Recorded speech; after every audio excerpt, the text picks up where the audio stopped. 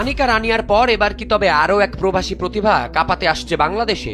American college লিগে মাঠ কাঁপানো সে বিধ্বংসী উইঙ্গার এখন জাতীয় দলের দরজায়। আনিকার পর এবার আমেরিকান কলেজ লিগের খেলা প্রতিভাবান ফুটবলার হেনা মাহমুদের সিভি জমা দেওয়া হয়েছে প্রধান কোচ পিটার বাটলারের কাছে।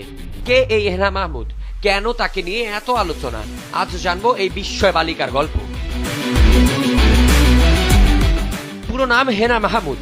20 বছর বয়সী এই বাংলাদেশি বংশোদ্ভূত ফুটবলার বর্তমানে মার্কিন যুক্তরাষ্ট্রে NAIA কলেজে লিগে খেলছেন। প্রতিনিধিত্ব করছেন ইউনিভার্সিটি অফ মিশিগান ডিয়ারবর্ন দলের হয়ে। মাঠে তার ক্ষিপ্রতা আর কৌশলী ফুটবল ইতোমধ্যেই নজর কেড়েছে ফুটবল বোদ্ধাদের।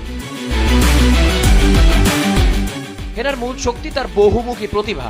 তিনি মূলত একজন লেফট উইঙ্গার, তবে আক্রমণ ভাগে যে কোনো পজিশনে বা সেন্টার ফরওয়ার্ড হিসেবেও তিনি সমান কার্যকরী। 5 ফুট 6 ইঞ্চির এই অ্যাথলেটের আছে দুর্দান্ত গতি, অসাধারণ পজিশনিং সেন্স আর ফিনিশিং করার সহজাত ক্ষমতা। কোচ পিটার বাটলারের আক্রমণ ভাগে যে শূন্যতা, আনিকার পাশাপাশি তার পারফেক্ট সমাধান হতে পারেন এই হেনা।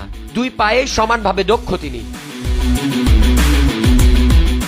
পরিসংখ্যান বলছে হেনা তার কলেজ দলের একজন নিয়মিত ও নির্ভরযোগ্য খেলোয়াড়। 2024-25 মৌসুমে 14টি ম্যাচ খেলার পর 2025-26 মৌসুমে তিনি নিজেকে আরো মেলে ধরেছেন।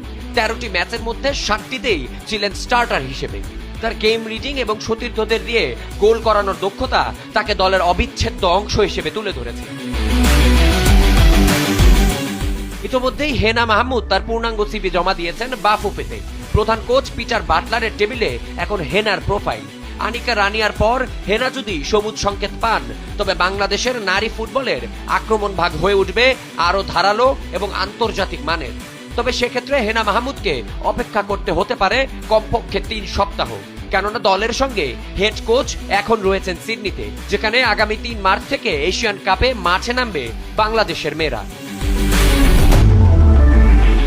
বিদেশের মাটিতে বেড়ে ওঠায় প্রতিভা কি পারবেন ঋতুপর্ণা আনিকাদের সঙ্গে কাঁধে কাঁধ মিলিয়ে বাংলাদেশের পতাকা বিশ্বমঞ্চে ওড়াতে?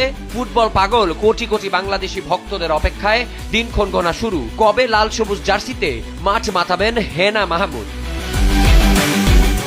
ডেস্ক রিপোর্ট, সময়ের আলো।